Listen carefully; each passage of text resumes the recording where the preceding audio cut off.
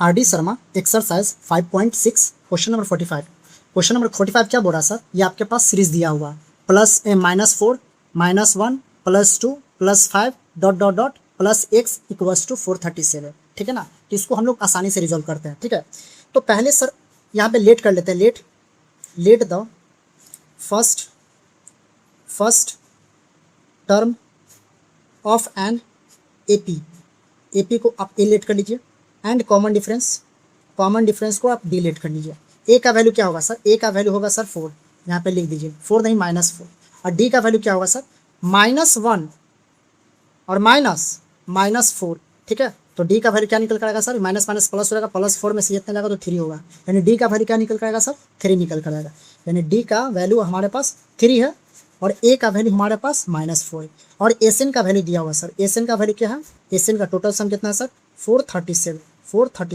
और ये जो एक्स है ना सर, ये आपका nth टर्म का वैल्यू है। क्या है, nth टर्म का वैल्यू है। nth टर्म को हम लोग लास्ट टर्म भी बोलते हैं और एक्स भी बोलते हैं। सॉरी, एक्स यहाँ पे दिया हुआ ये हो गया सर nth टर्म का। तो पहले हम लोग का मेन मोटिव होगा एन का वैल्यू फाइंड करना। क्या होगा, एन का वैल्यू फाइंड करना। तो एस एन का फार्मूला लगा दिए sir, n/2 2a + n - 1 × d। ठीक है, एन के जगह पे हमको कुछ नहीं मालूम है क्योंकि एन हम लोग कैलकुलेट करेंगे, बटा 2a, ए के जगह पे क्या है सर, ए के जगह पे -4 है, रख दीजिए। और प्लस एन नहीं मालूम है सर, डी का वैल्यू क्या है सर 3 है, इक्वल टू एस एन कितना है सर 437 है। कितना सर 437 है। ठीक है ना, 437 है। अब यहाँ पे क्या करते हैं, 437 है। अब यहाँ पे कुछ कॉमन नहीं दिख रहा तो हटा दीजिए, इसको 2 से और मल्टीप्लाई कर दीजिए। ठीक है, तो एन हो जाएगा और ये 4 दूनी 8 हो जाएगा।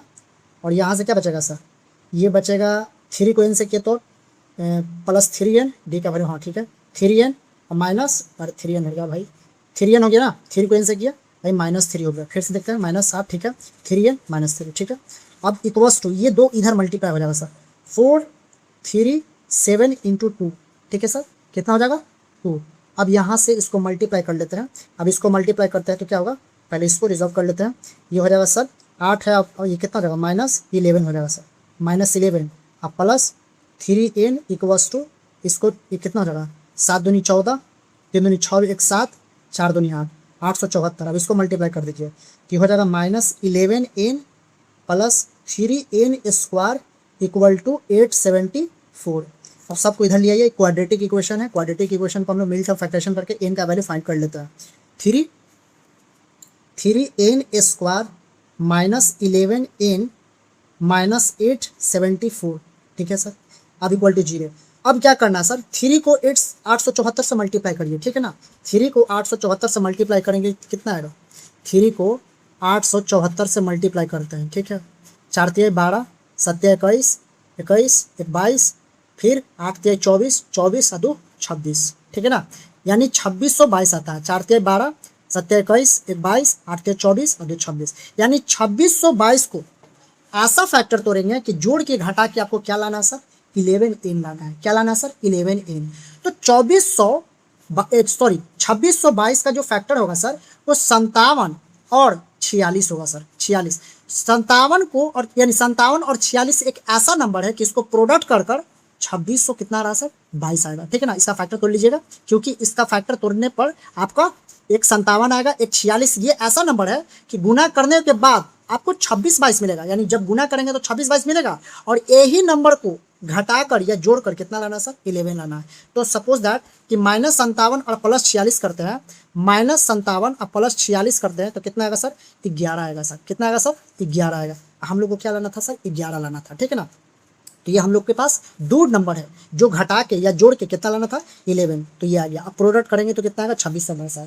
ठीक है ना, चलिए इसको रिजॉल्व करते हैं। 3n सॉरी यहाँ से 3, यहाँ से क्या करते हैं, यहाँ से इसको अच्छा से कर लेते हैं। 3n² यहाँ से रख लेते हैं -57 n + 46n -874 equal to 0। 3n को कॉमन ले लीजिए, 3n को कॉमन ले लीजिए, यहाँ से 19 क्यों होगा 3n, यहाँ से n बचेगा और 19 कितना 19 और यहाँ से आप 46 को कॉमन ले लीजिए।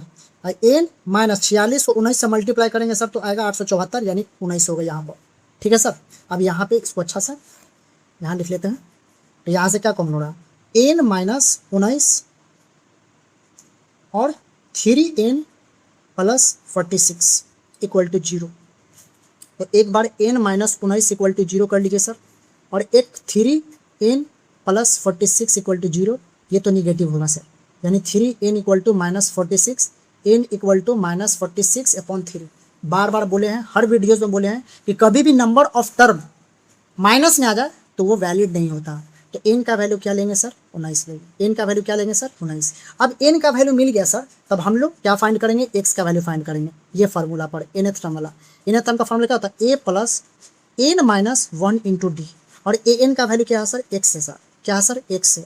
a का वैल्यू हम लोग को मालूम है, a का वैल्यू क्या है सर, -4 है, ठीक है। और n का वैल्यू हम लोग कैलकुलेट कर चुके हैं, 19 माइनस 1, और d का वैल्यू कितना है सर, 3 है सर, ठीक है ना।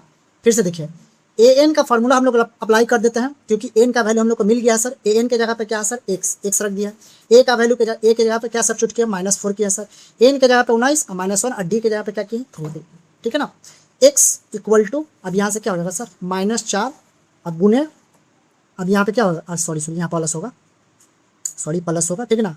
अब यहाँ पे क्या हो जाएगा, और जाइए, x इक्वल टू -4 प्लस, अब ये हो जाएगा सर 18 इंटू 3, ठीक है ना, 18 इंटू 3। अब x इक्वल टू -4, 18 3 54, ठीक है। तो x का वैल्यू क्या होगा सर, 50 है। x का वैल्यू 50 है। तो जो रिक्वायर्ड आंसर था वो ये है सर, x का वैल्यू कितना होगा सर, 50, ठीक है।